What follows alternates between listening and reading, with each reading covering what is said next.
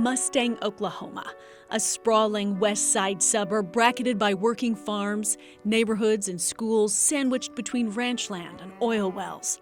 It's a land-run town, flush with churches, thriving businesses, and an elected leader who refuses to answer questions about an accusation of sexual assault. Mr. Carter, my name's Allie. I'm from Channel 4. I've been trying to get a hold of you for months. I'm sorry, we're starting a meeting, ma'am. 20 years ago, Brian Grider was hired as a youth pastor at Chisholm Heights Baptist Church. Brian was beloved. Everyone adored him. He had a lot of charisma. He had ambition to be a youth group leader or be a youth pastor. When I was 14, he would have been 20, and I know that he was in college. When she was 15, Tara remembers Brian Grider brought her a secret cell phone. He wanted me to have it so that we could talk together without my parents knowing. It was secret, and we were in constant communication. We were texting all day, every day. Grider was an adult, 21 years old, a church leader, and Tara was a member of his youth group in her mid-teens. The questions became more and more inappropriate, and our conversation was constant, like in the middle of church services. I have memories of him texting me, watching me from across the room. At 16 years old, she says Grider started showing her pornography and giving her sex toys, vibrators wrapped in gift bags. And then, at 17, a night she will never forget. I had gone over to his apartment and I drank alcohol for the first time. I'd never done that before. He was giving me shots of things in his apartment, and I remember getting pretty sick. And I remember at one point waking up or noticing that he was molesting me with a vibrator.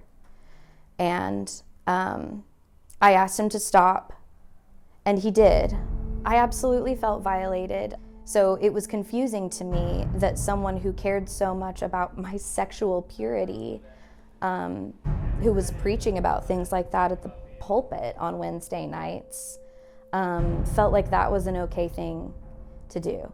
Crippled by shame, she waited years to speak out until the Southern Baptist Convention was exposed for widespread allegations of sexual misconduct and a shocking cover-up.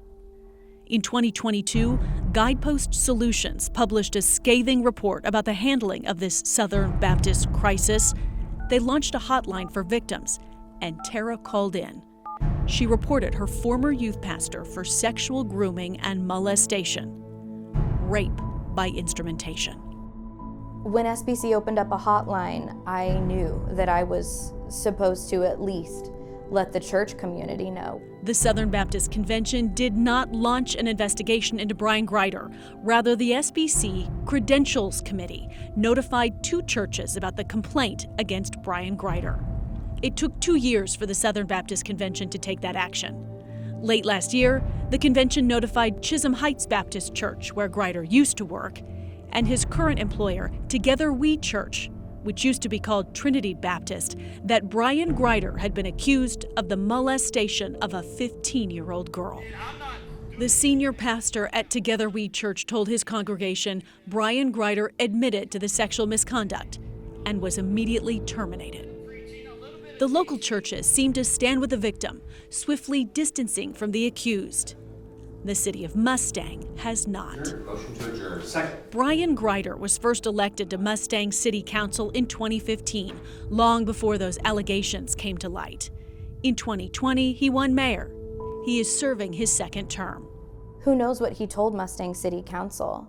I have no idea, but it's been crickets from Mustang about how they're going to hold this person accountable, because I know they know he was fired. Is no one going to talk about that? Is no one going to ask him to step down? What does accountability look like here? News 4 has tried for months to contact Mayor Brian Grider. He won't respond to phone calls, text messages, or emails. We went to his home. He didn't answer the door. We looked for the Mustang Mayor at the Association of Central Oklahoma Governments, where he's the chairman of the board of directors. He skipped 3 public meetings the day we showed up. We tried Mustang City Hall. We emailed every Mustang City Council member and received not a single response. The city manager, Tim Rooney, denied our request for a statement from the city. Mr. Grider, my name's Allie. I'm from Channel 4. I've been trying to get a hold of you for months. I'm sorry, we're starting a meeting, ma'am. City Attorney Jonathan Miller, seated to the right of the mayor, makes no attempt to address our concerns at the Mustang City Council meeting this month. The mayor refused to talk before, so we waited until the end. Mr. Mayor, I need to speak with you. You were terminated from your position at a church. The mayor of Mustang Still maintain your position here. slammed the door and blocked me from opening it, while the city council and city attorney stood by in silence. Terminated from his position at a church for admitting to sex abuse, and this board has nothing to say about whether or not the mayor is competent to lead this community. And there's only one rationale for that, and that rationale is cowardice. Studies by child sex abuse experts suggest victims take an average of 24 years to come forward. Tara first told her family and some friends in 2020, 2 years before she reported to the Southern Baptist Convention. It's illegal for any adult to have sexual contact with a child or a young teen, and it's especially hurtful when that adult has a position of authority like teacher, coach, principal, pastor, or youth leader. That's especially damaging, and it makes it even harder for victims to speak up. She never called the police. She has not filed a lawsuit. She tells us the mayor's rise to power is a daily reminder. Salt in the wound. I cannot stress enough how much I admire and appreciate this brave woman. Because the easiest thing to do about evil is to do nothing. And the easiest thing to do when you're suffering is to just suffer in silence and shame and self-blame. Tara has made no effort to contact Brian Grider since the relationship ended 15 years ago. Although she says he reached out to her the week he won election for mayor in 2020. She did not respond.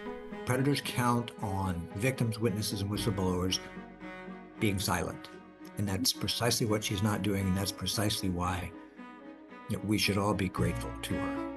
He is an elected official, and so the citizens of Mustang hold the power here. According to the city manager, a recall election is the only way to remove Mayor Brian Grider. My hope is that in coming forward about this, other people who've experienced these exact or similar scenarios are able to see them for what they are able to ask questions of the people around them, and expect safety from their environments and expect accountability from the people who are supposed to be taking care of them, particularly in the church. I feel very strongly about that.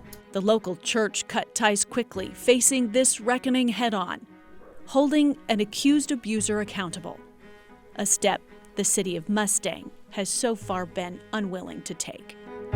Allie Meyer, Oklahoma's News 4. Following breaking developments out of Mustang, the mayor, Brian Grider, has resigned less than 24 hours after News 4's Allie Meyer reported on allegations he had a sexual relationship with a minor. According to the alleged victim, it happened while Grider was a youth pastor at Chisholm Heights Baptist Church. The victim, in her mid-teens, Grider was in his early 20s at the time. In his letter of resignation, Grider wrote in part, "I take this action out of respect for the community I love and so as to not be a distraction to the day-to-day operations of the city and its employees."